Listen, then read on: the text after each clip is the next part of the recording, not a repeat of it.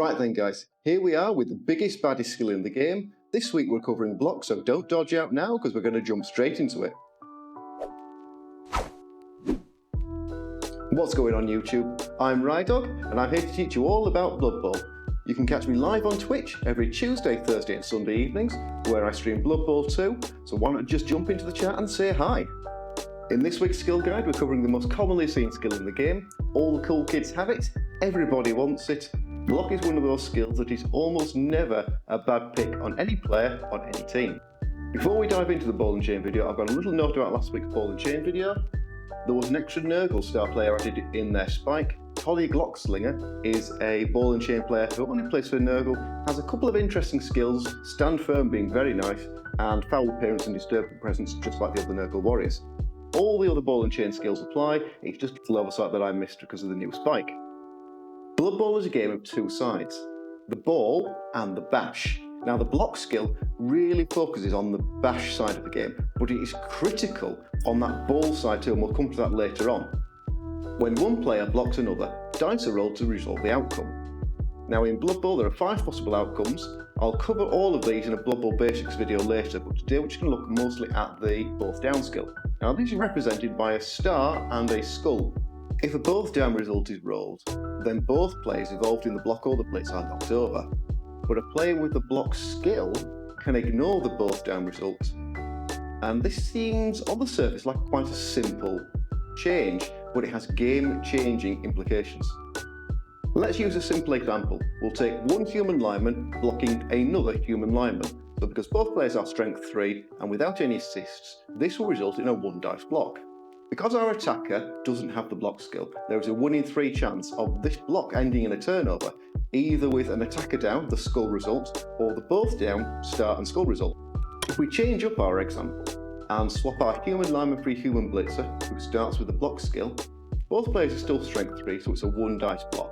But because our blocker now has the block skill, the 1 in 3 chance of a turnover has become a 1 in 6, or if you prefer the percentages, it's gone from a 66 to an 83%.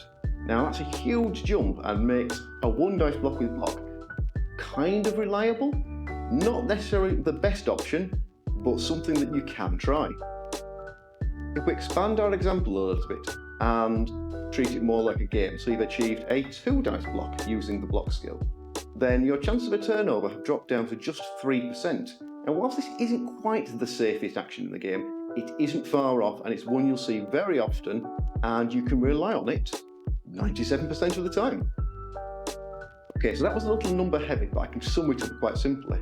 Having the block skill makes throwing a block safe enough that you can actually open a turn doing it. Not always, but in certain situations you have to do a block before you can try and move, which is a safe action. And doing it, especially with 2 dice, or even on the odd occasion you can get 3 dice, that block skill makes those options very secure. Now if we turn our example over and you're throwing a block against a player with block, if you have block, then the both down result is ignored as both players cancel the result, so nothing happens and the turn proceeds as normal. If you're throwing a block against a player who has block and you don't have the block skill, then a both down result will leave your opponent standing and you on the floor, forcing that turnover and leaving your opponent in a much better position. So it's pretty safe to say that having the block skill is very important on the players you hope to be blocking with, either blitzers or high strength players or fast players. But it's also equally important to have it on your ball carriers, because with the block skill they are much harder to knock over, and this is where a predominantly bash skill starts to affect the ball handling side of the game. Now the block skill isn't all sunshine and rainbows because there are 2 skills that counteract it. One is quite commonly seen in Wrestle and one is less often seen in Juggernaut. Now, Wrestle is a general skill, so nearly all the players of the game have access to it, whilst Juggernaut is a strength access skill, so it really restricted to big guys who don't have access to the general skill tree. The Wrestle skill still works against the both down result on the block dice. If you choose the both down, a player with Wrestle drags himself and his opponent to the floor, the same as if they'd been knocked over, but it is controlled to an extent that neither player is injured, you don't roll for armour, they are simply placed prone and the turn continues as normal, it doesn't cause a turnover. Now this is pretty handy for dealing with block ball carriers, because the wrestle skill will allow you to bring that ball carrier down, making them drop the ball, but it doesn't cause you a turnover, and you then have a chance to sweep in and scoop up the ball. The wrestle skill is a good counter to the high block teams, such as dwarves and especially nubs. Using wrestle, you can bring their players down, which they don't particularly want, and especially on the dwarf side, their linemen are only movement 4, so if you actually bring one down, he only has 1 square of movement once he's stood up. Now this can change how a turn progresses. If you bring down several of your opponent's players, it will slow their drive down. When it comes to the Juggernaut skill, it only works on a blitz, not on a normal block.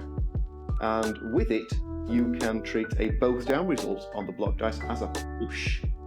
Now this is pretty good on the big guys who can't get block, because they quite often blitz, especially a wild animal like a Minotaur.